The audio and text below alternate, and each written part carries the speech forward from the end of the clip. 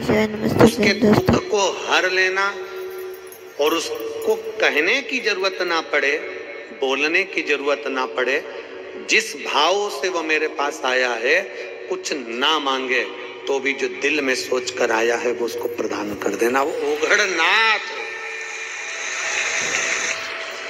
बोलो गणनाथ भगवान की।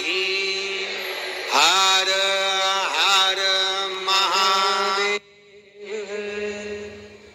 उसको ओघड़नाथ कर, बिना सोचे बिना समझे आया और दिया।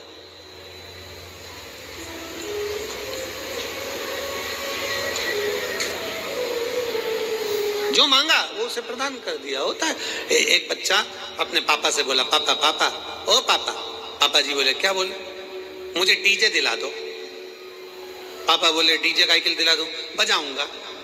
पापा बोले, तुझे डीजे दिला दी और तू पूरे दुनिया के लोगों को परेशान करके रख देगा, पूरे मोहल्ले को परेशान कर देगा। बेटा बोला, नहीं पापा, मैं रात को बजाऊंगा, जब सब सो जाएंगे तब डीजे बजाऊंगा। वो ओघड़नाथ है, मेरा शंभू, मेरा त्रिकालदर्शी, मेरा शिव, मेरा शंकर, सदा देने वाला। पार्वती मैया जानती थी, क्योंकि पार्वती को साधारण नहीं है। पार्वती हमारे यहाँ एक पति की पत्नी को धर्म पत्नी कहते हैं। कभी तुमने सुना धर्म पति? सुना किसी ने? नहीं।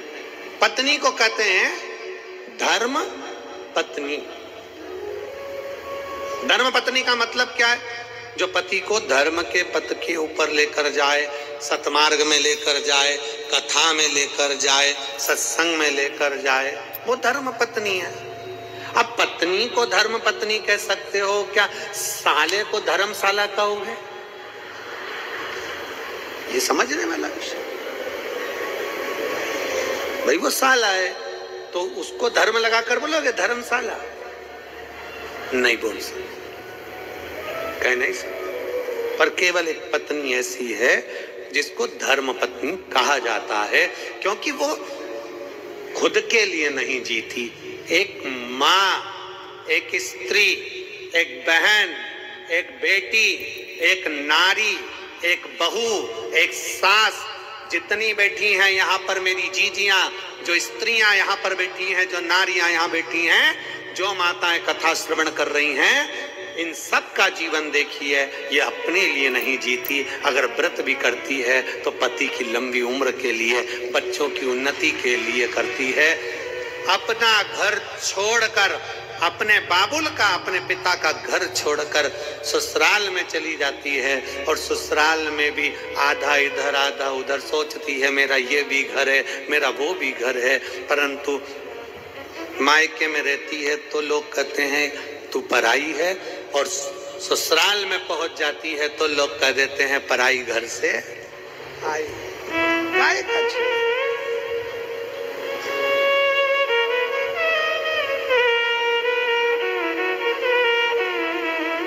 खुद के लिए नहीं जीती, स्वयं के लिए नहीं जीती। पूरा जीवन उसने अपने परिवार को दिया है, पूरे परिवार, पूरा जीवन दिया। और परिवार वालों से क्या चाहिए एक स्त्री को, एक नारी को? शंकर भगवान की धर्म पत्नी माता पार्वती जी को शंकर जी से क्या चाहिए था? शिव जी से क्या चाहिए? केवल आदर।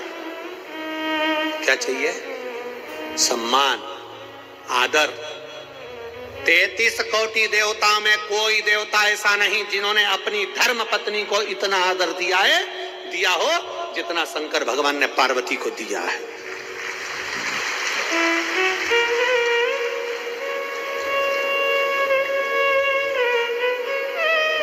कौन से देवता जिनकी पत्नी चली गई और वो रोए हो? कौन से देवता जिनकी पत्नी चली गई और तांडव मचा दिया हो? कौन से देवता जिनकी पत्नी चली गई और कंधे पर डालकर अपनी पत्नी के शव को भी तांडव मचा कर रख दिया हो?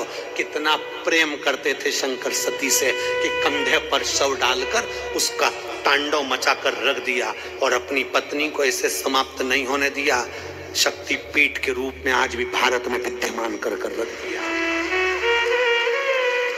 क्या चाहिए स्त्री को? स्त्री तुम्हारे लिए जीती है, काम तुम्हारे लिए करती है, पूरा घर तुम्हारे लिए संभालती है, बच्चों को बड़ा तुम्हारे लिए करती है, परिवार को संजो कर चलती है। एक नारी को चाहिए क्या? केवल एक पुरुष के द्वारा, चाहे पति हो, पिता हो, जेठ हो, देवर हो, बेटा हो, चाहे घर का नाती पंथी हो, चाहे जमाई हो, चाहे दामाद हो, एक स्त्री को केवल सम्मान चाहिए, आदर चाहिए, आदर की वाणी चाहिए, सम्मान के शब्द चाहिए, उसे और कुछ नहीं चाहिए। सम्मान।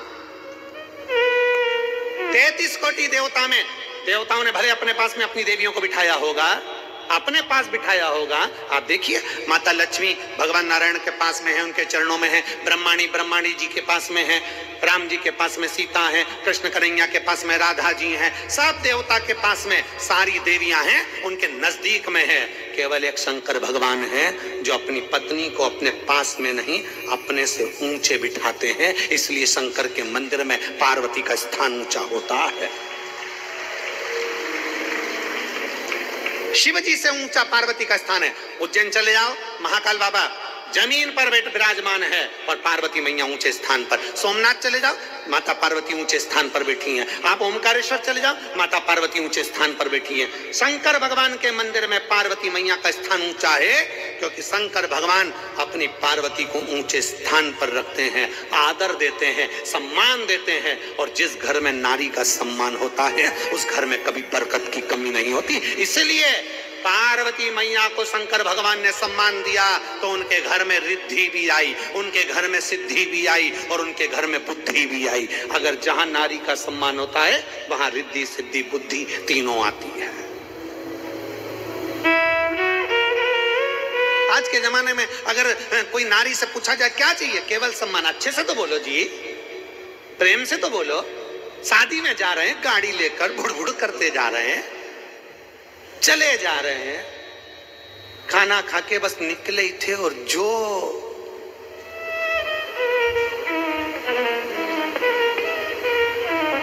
माचिस लगी। और किस बात के लिए? थोड़ी सी कोई बात होगी, उसके पीछे चिढ़कर जवाब दे दिया। चिढ़कर, किसने? पति ने गुस्से में आकर चिढ़कर। अरे शादी में जा रहे हो, अच्छे से व्यवहार कर जाओ। नहीं जाना है तो बिल्कुल मत जाओ। कहीं घूमने जा रहे हो तो अच्छे व्यवहार से जाओ। मालूम पड़े पति ऐसा चल रहा, पत्नी उधर चल रही, बेटा उधर चल रहा, तो क्यों आए घूमने, क्यों गए शादी में? व्यवहारिकता, प्रेम। अभी कथा कह रही थी, वस्तु और व्यवहार में सबसे ज्यादा जरूरी है, जम के बोलो, व्यवहार। तुम भले उसको चांदी की थाली में रोटी मत खिलाओ, पर चांदी जैसे बोल तो बोलो रे, सम्मान के शब्द तो बोलो रे, इज्जत के पानी तो बोलो।